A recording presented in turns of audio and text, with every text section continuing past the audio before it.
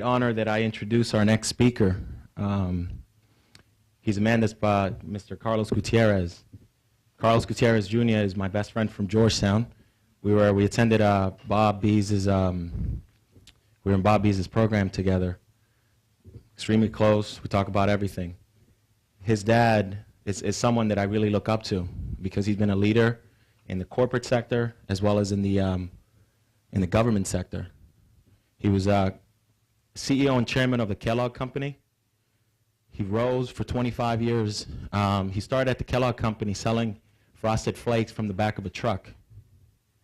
And from there, in Mexico City, from there he rose all the way to CEO and chairman of Kellogg. It's an amazing feat. It really is. He was Secretary of Commerce under George W. Bush. And through it all, this man has remained humbled and really has always provided sound advice. He's always provided me with sound advice, and one advice that I'd like to share with you really quick. When I was hired for this program, I was out to dinner with his family, and I had reached out to him, and I told him about the LLI. And I said, you know, this is the right thing to do, and I'm going to go ahead and do it. And he said, you know, I said it was a new program, so you know, we're going to build it from the ground up, which is really exciting. And he said, Darío, there are two types of people in life. There are those that always take small risk, therefore their rewards will always be small. And there are those that always take large risk, and therefore the rewards will always be large. And you're on this side, my friend.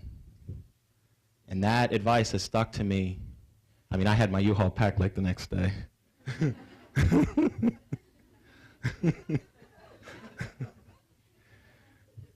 But so it's an honor to really have him have Secretary Gutierrez close us out today, because he has a very, not only inspirational personal story, but he is a leader in and out of the Latino community. And he wanted to come to Boston to share that message personally from him to you. So please welcome Secretary Carlos Gutierrez.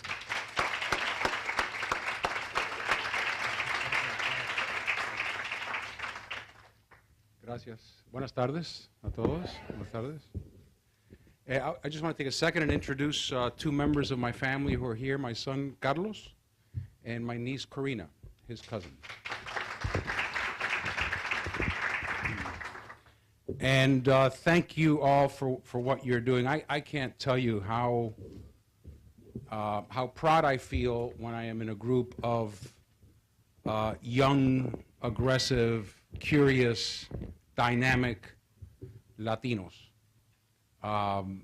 You are truly part of the future, and let me just say, all of you are going to be successful in your own right because of what you are learning, because of what you're being exposed to, because of you. What will make the difference between some who may be incredibly successful versus those who are very successful? The difference will be one single thing. And I wish I would have known this 25 years ago. So if you could learn it now, what a great thing. And that is people and your ability to lead people. And I've watched careers over time, and if you look at how is it that two people study the same thing, they get the same grades, and they go on into a career, and one goes farther than the other. And the difference is the ability to lead people. So if your job, if it isn't to lead people now, it's to deal with people. You have mentors. You have people who you are mentoring. You have peers. You have teachers. You have faculty. All those people around you are going to make a difference in where you go and how far you go. This is a time, I just got back from Europe, and this is a time for leadership. Everywhere you look, there is a problem that requires nothing less than incredible leadership. And I'm talking about the private sector, I'm talking about government, I'm talking about world economies. I mean, 2 weeks ago, people were talking about Greece and how, you know, it's incredible that the Greek economy is, you know, almost in bankruptcy. And everybody's talking about their deficit and their debt. The interesting thing is that they shouldn't be talking about Greece. The two biggest deficits in the world are the UK and Spain. Do you know what the third is? It's the US. That means our deficit is bigger than Greece's. Amazing.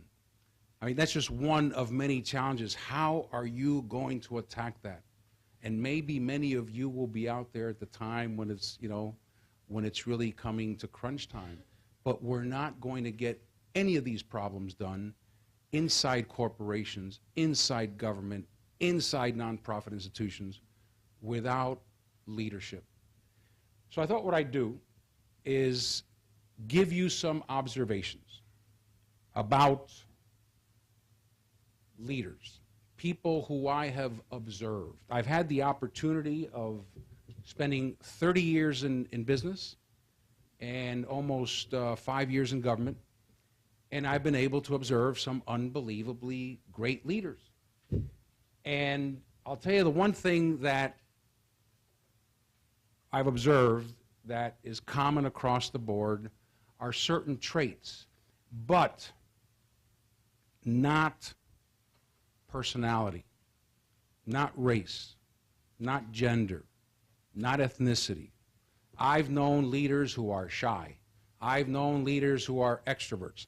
I've known leaders who are black. I've known leaders who are white. I've known leaders who are Latinos. I've known women. I've known leaders who are tall and skinny and short and stocky. It doesn't matter. There is no, you know, there is no central casting when it comes to leadership. It is about traits that you have and traits that you can put in place. But everyone has access to those traits.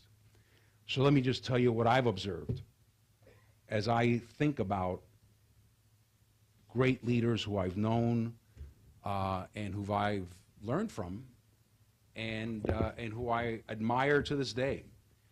The first thing that they all had, and I always thought they were a little bit crazy because of this, is what I would call the will to be a leader. Will. Because it's risky business.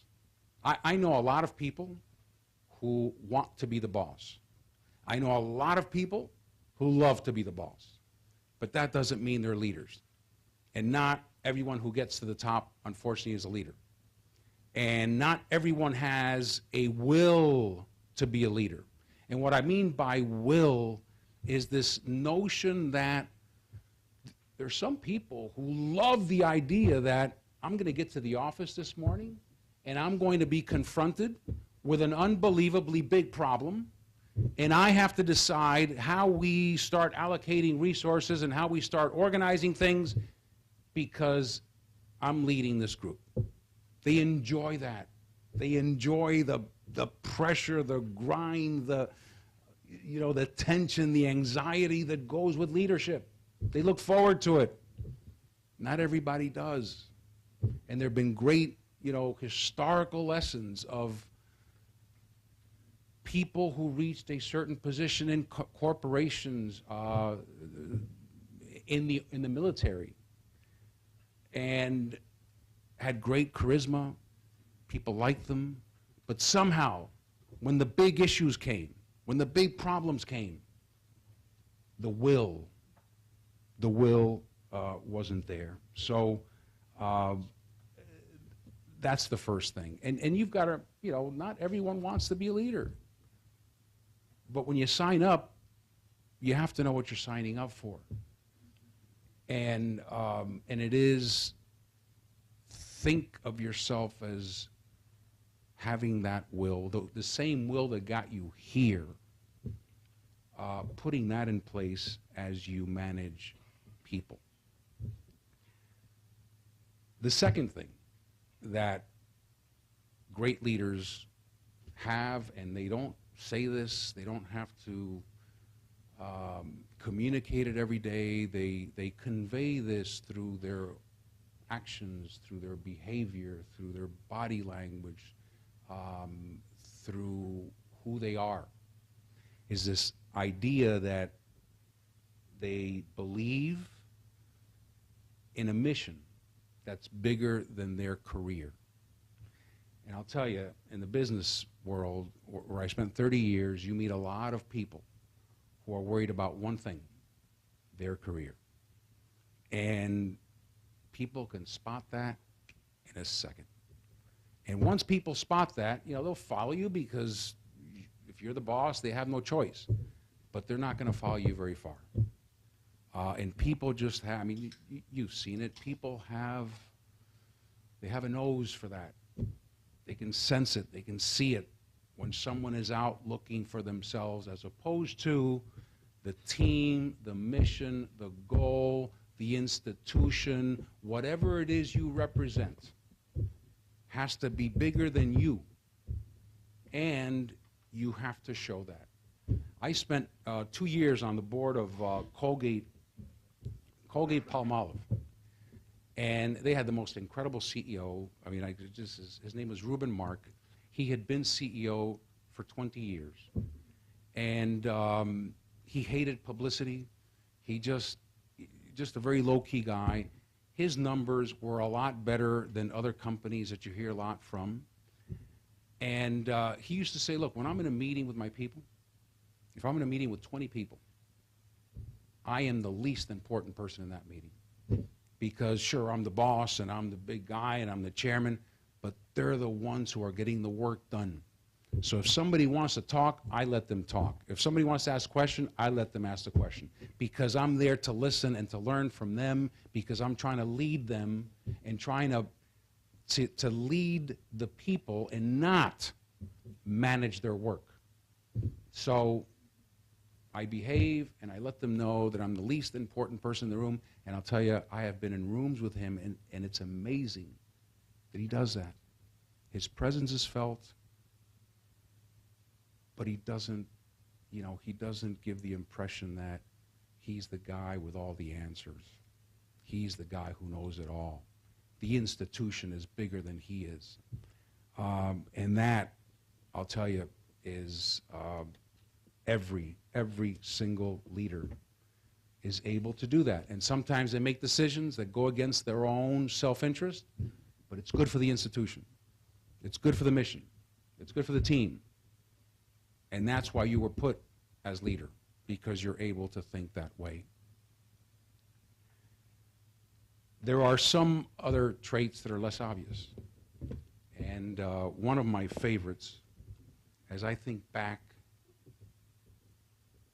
at great leaders, starting with my career in Mexico. And as Darío mentioned, I started in Mexico City. And I spent the first 5 years in Mexico City. And I met some great leaders in Mexico, tremendous leaders.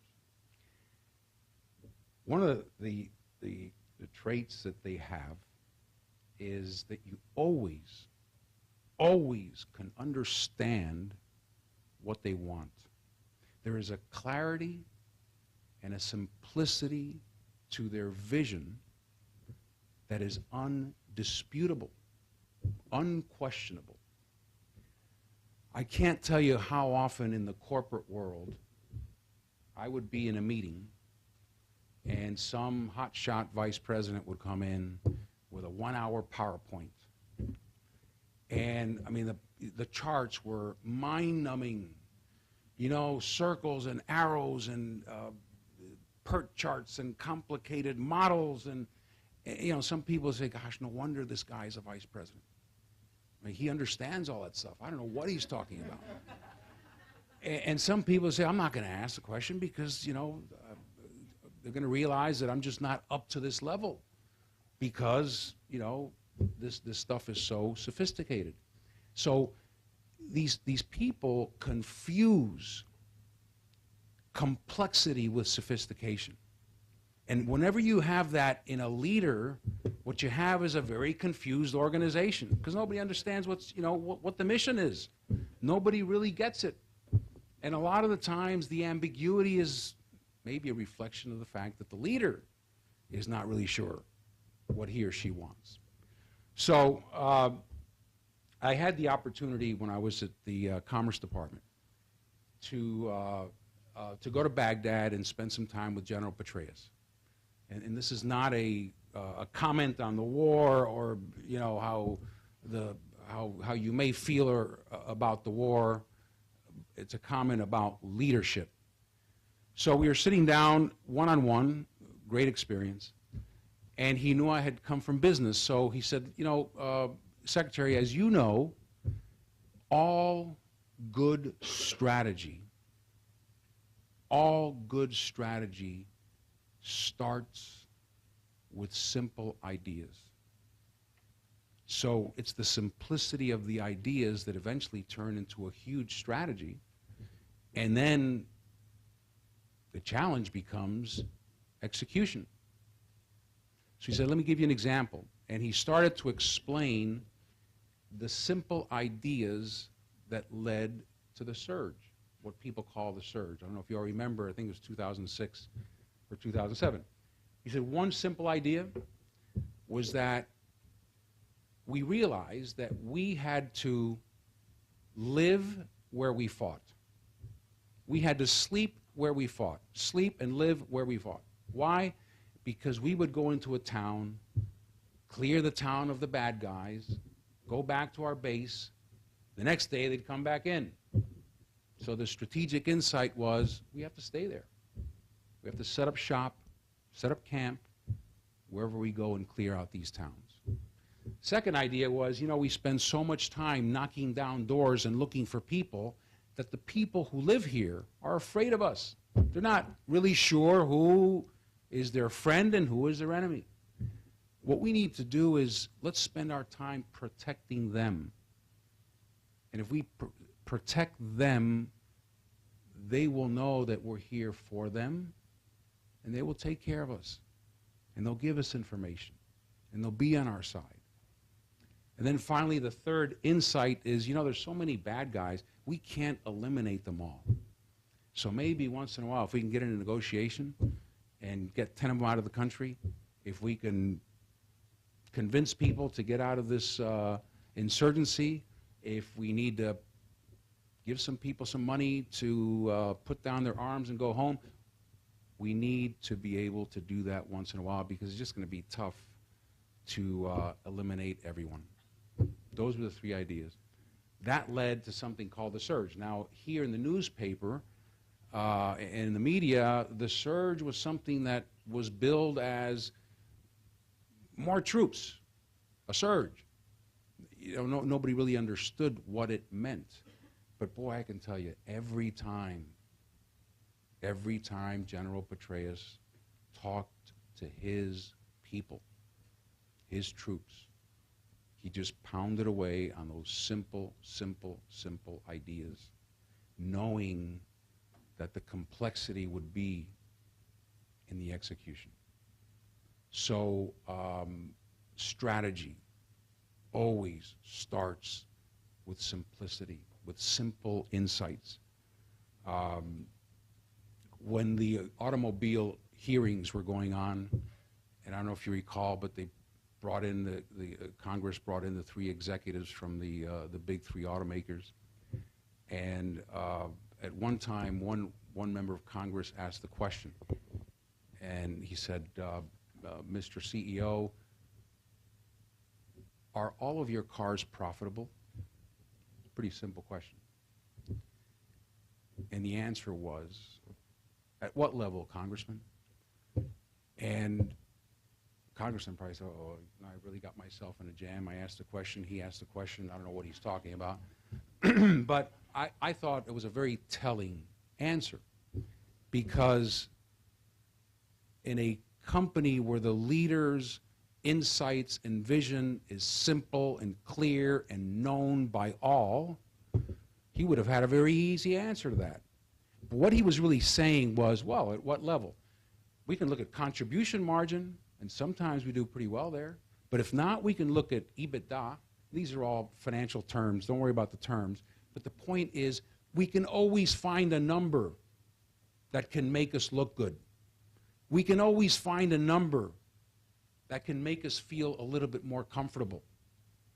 But you get a leader who understands exactly what they want, and they would have said, yes, Congressman, 80% of our cars are profitable, 20% are not, because we measure it by cash flow per car. No ambiguity. But when you have a company where you can use whatever measure you want to convince yourself or your board or your people that you're not as bad as others think, forget it. And that was a big part of, the big three's sense that they were okay. They had convinced themselves that they were okay, and they'd always find a number that would show that they were okay. So simplicity. Don't get blown away by complexity. If a leader gets up and tells you what he wants you to do or she wants you to do and you don't understand, it's not your fault. They've got to get their message aligned. They've got to get their message clear. They have to understand what it is they want. And until they do that, it'll be very, very tough to get hundreds, thousands, or even 10 people to go in the same direction and to execute a strategy. Because I tell you, the complexity, the real complexity comes down in making it happen. The last point I want to talk about in terms of leadership is also one that I wish I would have known 25 years ago.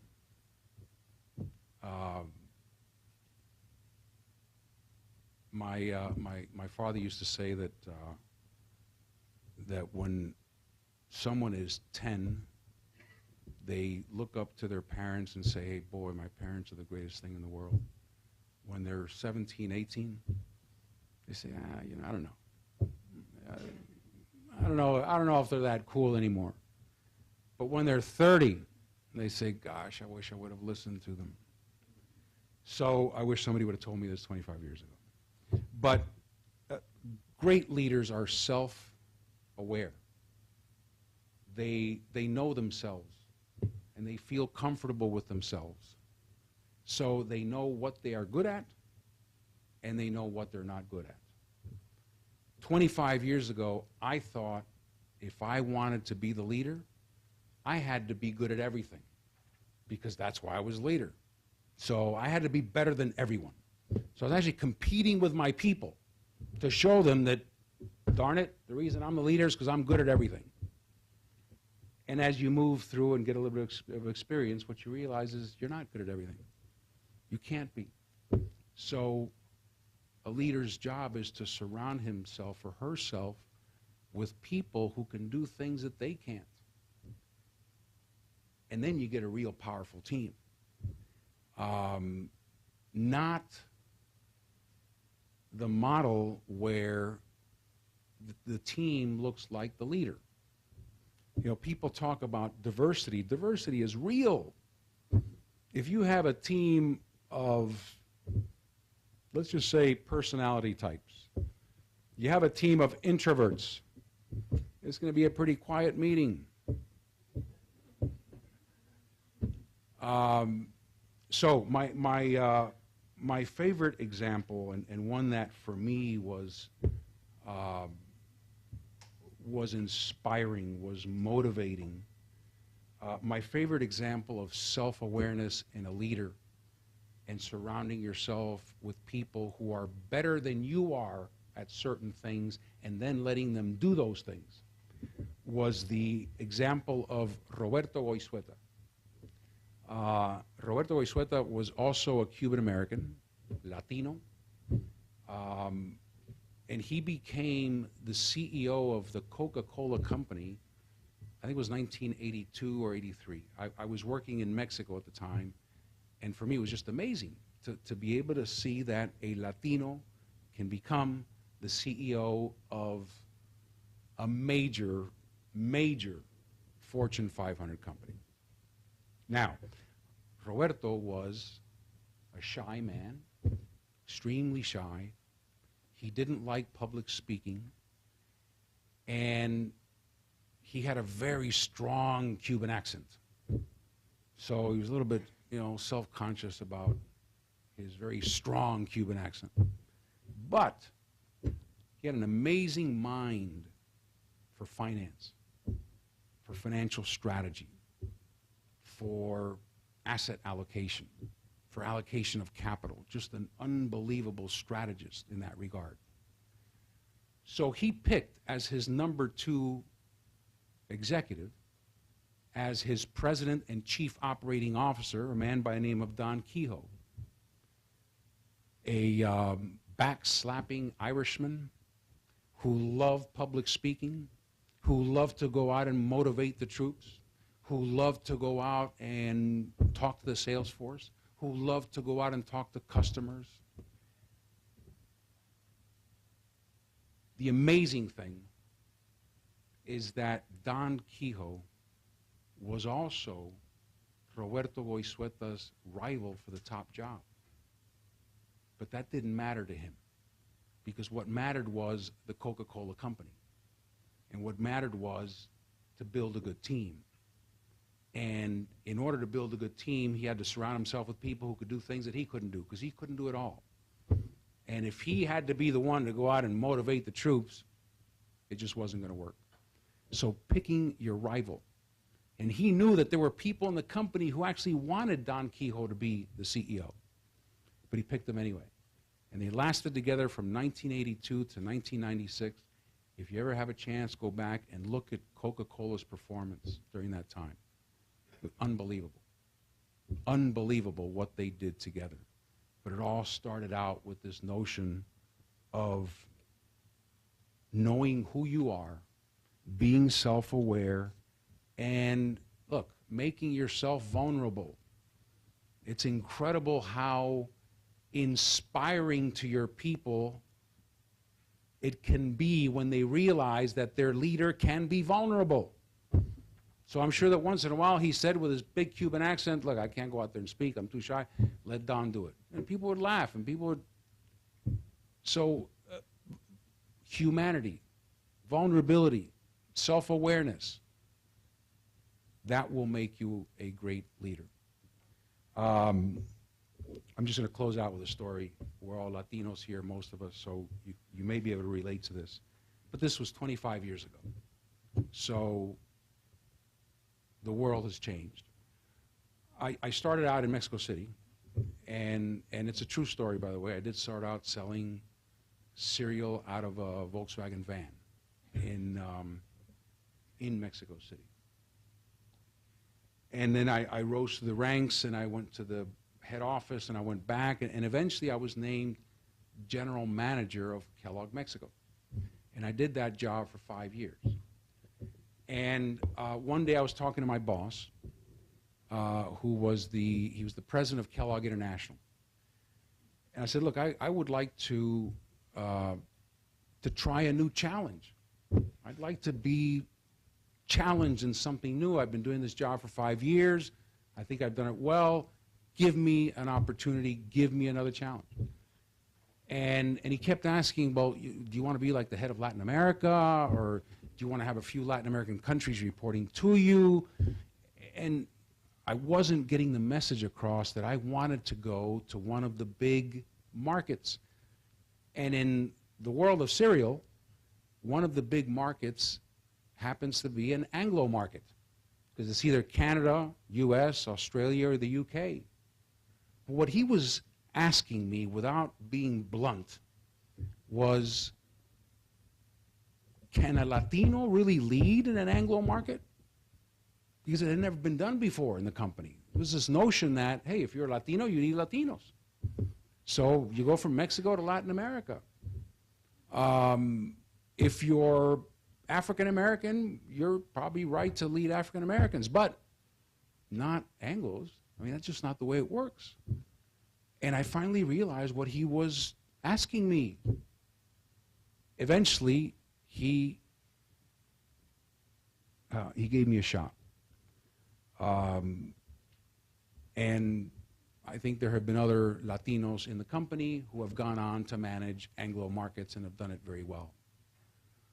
But the message for you is don't let anyone talk you into a box.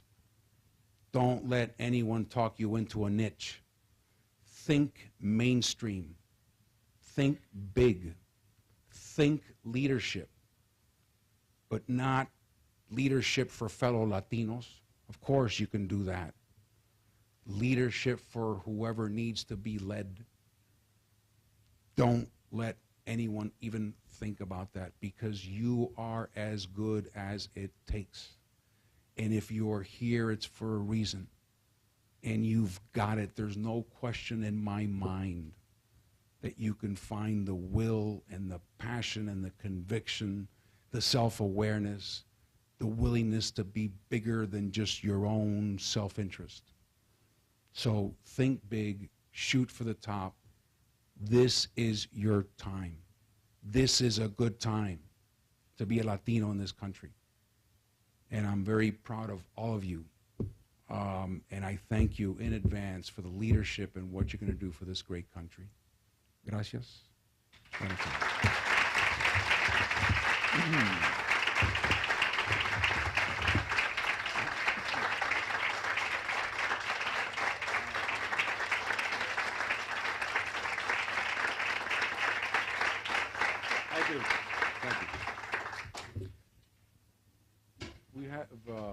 We have a little time for questions. Yeah. I'd like to thank you for your speech, first of all. Thank you. But what I'd like to know is there are many Latino leaders out there that are very successful, such as yourself, in the business sector, the political sector, the educational sector. And us as newly certified young Latino leaders, we all have endeavors that we want to pursue within our communities once we return. And what I'd like to know is how might we be able to mobilize those successful Latino leaders such as yourself to assist us, to guide us, or to mentor us within, so we can be successful and within our endeavors?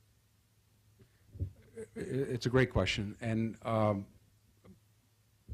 I like the idea that you're thinking about how to mobilize others to help you, because ultimately that's what you need to do. You need to have people, again, who may be at a higher level, at a lower level, or who may be your peers, but you need people. I would say reach out. Reach out, and you will know in your gut why you want them. And you will know in your gut that your mission is noble. And you will have a simple and clear message for them that will be convincing. But reach out to them. Reach out to them, and don't be shy about that. The other thing I would say is, whatever it is you're going to do, and this is just a personal experience, what I have found is that the best way to get ahead is to do what you're doing really well. And I say that as opposed to, having a job, but always be thinking about what's my next step, and when am I going to get promoted, and when am I going to have that job, and why did he get promoted and I didn't? If you do your job well and focus on your job, the future will come. Things happen. So I congratulate you for what you want to do. And I thank you. Thank you. Yes, sir.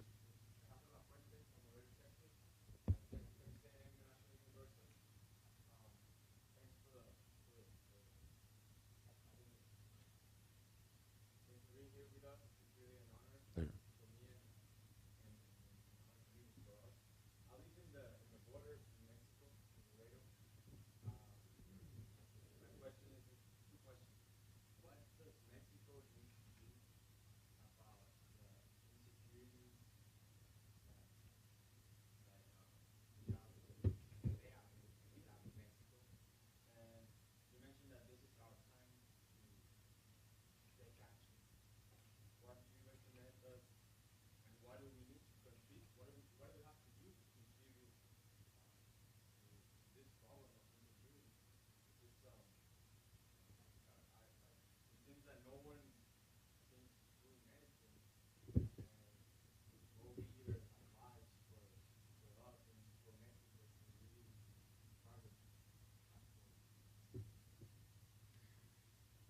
Okay, I'm going to just give you three thoughts.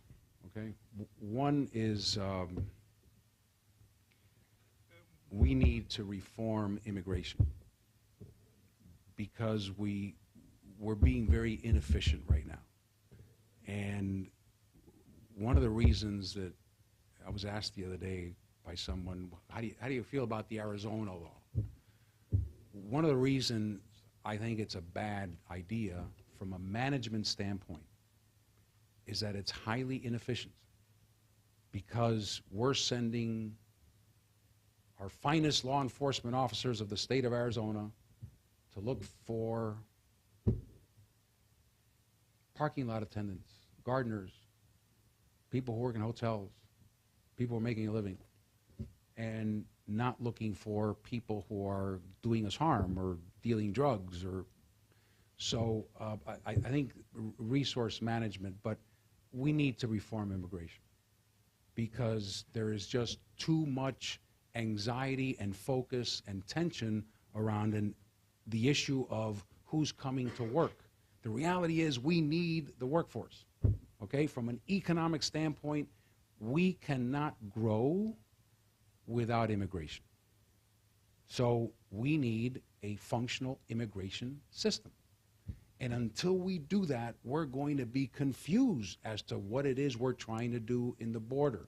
A system that works, a system that there is an outline of a system that works. The problem is the will for somebody to take it on. I think, personally, I think President Calderon is showing a tremendous amount of leadership. This reminds me a little bit of Colombia 10 years ago.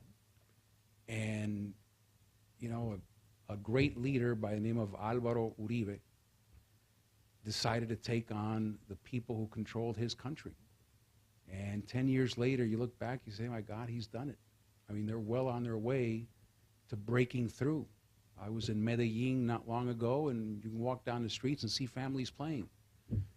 10 years ago, you'd be crazy to walk in Medellin. So I would support President Calderon, and I think we need to support him more than what we're supporting him now.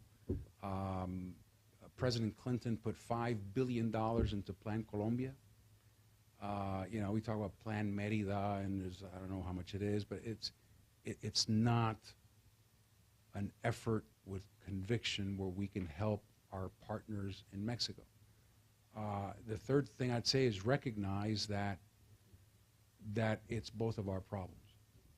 That it's not Mexico's problem, and Mexico should not see it as our problem. The drugs are consumed here, but they're sold over there. The weapons come from here, and they're sent down there. We're in this together. And every time we start, you know, the finger pointing is when we get ourselves in trouble, and we get all confused, and nobody knows if we're fighting each other, or if we're out trying to get some poor guy who's working in a construction site trying to send money back home, or if we're out trying to find drug dealers. So to the extent that you can help people know that, if you are part of a group, you can instill those values. It's not Mexico's fault. It's not the U.S.'s fault. We need to work on the problem. But the single biggest thing I would do is be an advocate for immigration reform. And immigration reform, you'd be surprised how much of the border problem would be solved. It's a little bit counterintuitive, but how can you have national security if you don't know who is in the country? Immigration reform will allow you to make sure that people are legalized, and once they're legal, you know who they are. And the ones who aren't legalized, those are the ones you should go after. The ones who don't come forward and say, look, I'm here illegally, I'll pay a fine, I'll do whatever I have to do, but give me the ability to work and earn a living, those folks are fine. Background check, the whole deal. The ones who don't come forward, those are the ones we need to go after. But immigration reform, and if you're a leader in your community, and you can talk to your representatives, you can talk to your member of Congress, you can talk to your governor, whoever it is, be an advocate for immigration reform. It'll be a tremendous thing for our economy, and if we get it right, we're going to have an advantage for the next century. If we get it wrong, what a shame, because there's no other country in the world, with the exception of Canada and Australia, who have gotten this right. Thank you. Any more questions? Okay. Bueno. I'm sorry. Okay, yes.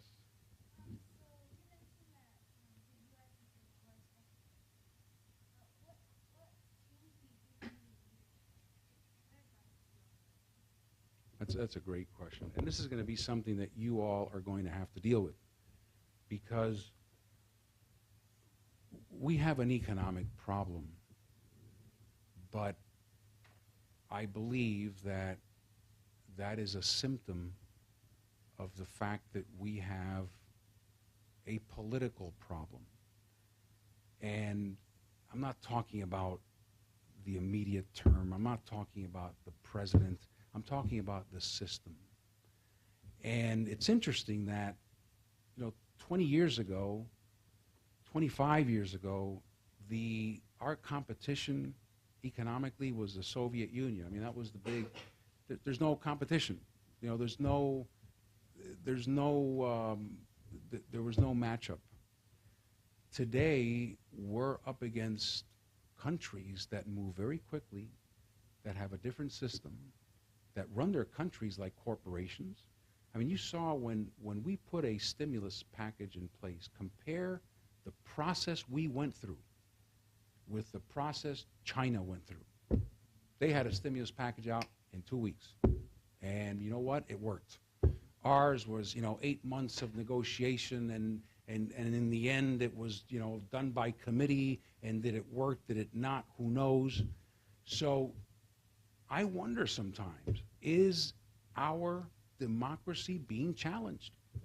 What do we need to do to make our system work better? Do we need to think about term limits? Do we need to think about making people balance their budgets? I mean, I personally don't like the idea that every 2 years people go off and campaign. So what they're thinking about, think about believing in something bigger than yourself. There are a lot of people up in Congress who, what they believe in is getting elected in 2 years. And they'll do what they need to do to get elected in 2 years, as opposed to fix the problems of our time. So I really do believe that a leadership challenge will be to look at our system and to look at ways that we can make our system better, and our system more effective, and our system more competitive. And it'll be things like term limits. I don't know if you noticed just recently, but when the European crisis came up, Chancellor Merkel announced the day after that she was cutting her budget by $80 billion in 4 years. The new government in the UK announced the next day that they had cut $6 billion, because they have a little bit more power. Their government has a little bit more power over how to deal with the budget. We can't do that. And just to give you a factual statement, if you go back to World War II, there's never been 1 year where expenditures of the government have been below the previous year. We've never cut expenses. We've never done it. So when you hear someone say, well, efficient government, and we're going to cut expenses, and if you're a little bit suspicious, you have the right to be, because we've never done it. Why haven't we done it? What is it about our system that doesn't allow it? So for me, that's a challenge for you, because you're going to be running the system, not me. But I tell you, we have to look at our democracy and think about, how do we make it better? How do we make it more effective? How do we make it more functional? Because what we're seeing today, and what we've been seeing for a while, is a lot of dysfunction. Great question. Thank you.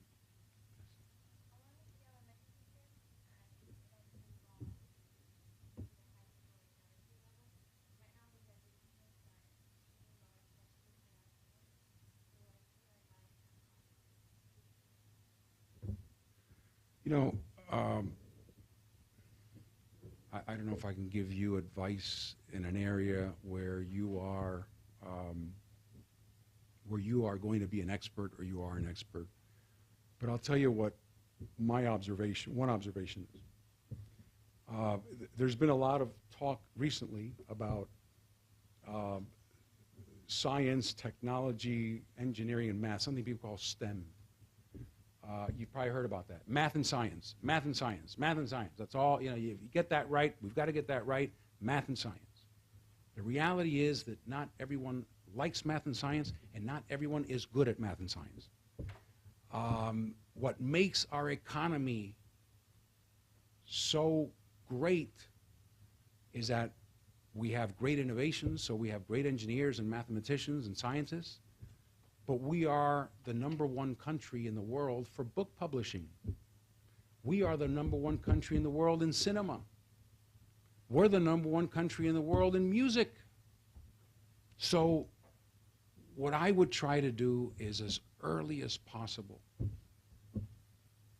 help students understand what they love and what they're good at. Because it's a real shame when you know, somebody goes into engineering school and they realize they don't like math. Boy, they wasted a lot of time. And you know, as early as possible, primary school, secondary school, try to figure out where their magic is, because everyone is good at something. It's a matter of spotting it, figuring out. Everyone has a passion. And just because someone doesn't like math and science doesn't mean they're a failure. There is something that they like to do that they can contribute to society. And I think our teachers can help us identify that. That'll be my... Bueno, muchas gracias. You will be out there at the time when it's, you know, when it's really coming to crunch time. But we're not going to get any of these problems done inside corporations, inside government, inside nonprofit institutions without leadership.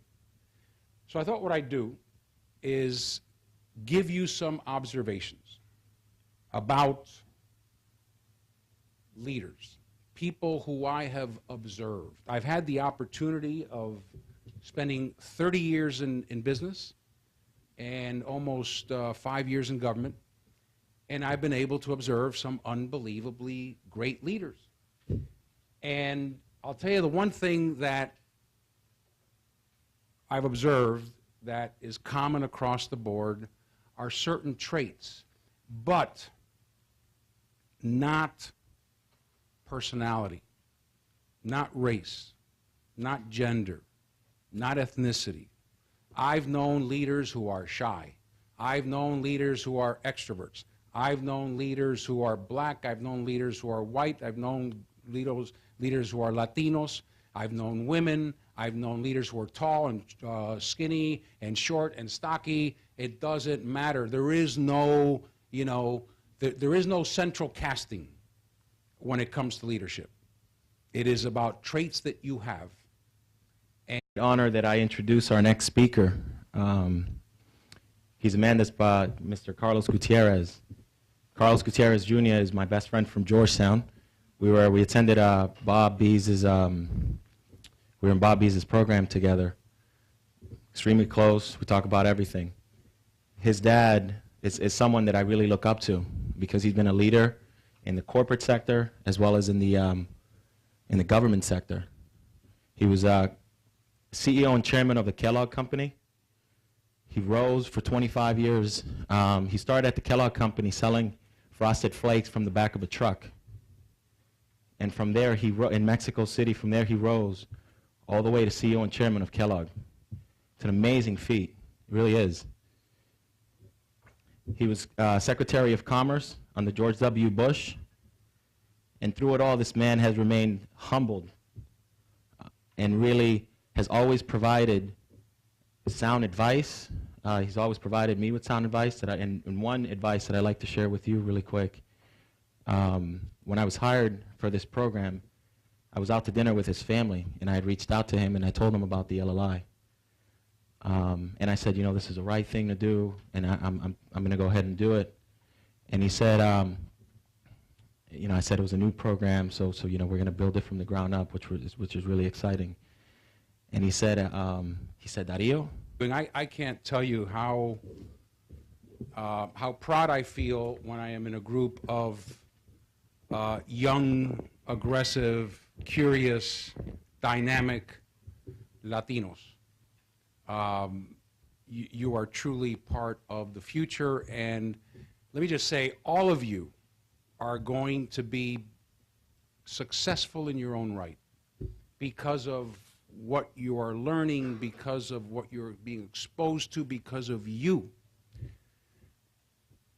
What will make the difference between some who may be incredibly successful versus those who are very successful? The difference will be one single thing. And I wish I would have known this 25 years ago. So if you could learn it now, what a great thing. And that is people and your ability to lead people. And I've watched careers over time, and if you look at how is it that two people study the same thing, they get the same grades, and they go on into a career, and one goes farther than the other. And the difference is the ability to lead people. So if your job, if it isn't to lead people now, it's to deal with people. There are two types of people in life. There are those that always take small risk, therefore their rewards will always be small. And there are those that always take large risks, and therefore the rewards will always be large. And you're on this side, my friend. And that advice has stuck to me. I mean, I had my U-Haul packed like the next day.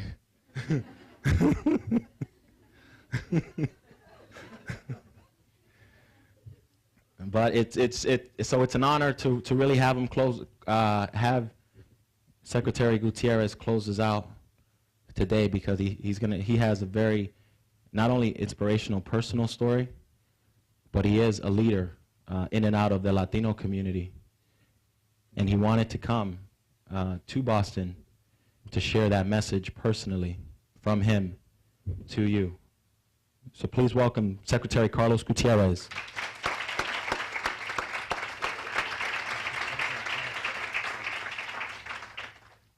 Gracias. Buenas tardes a todos. Buenas tardes.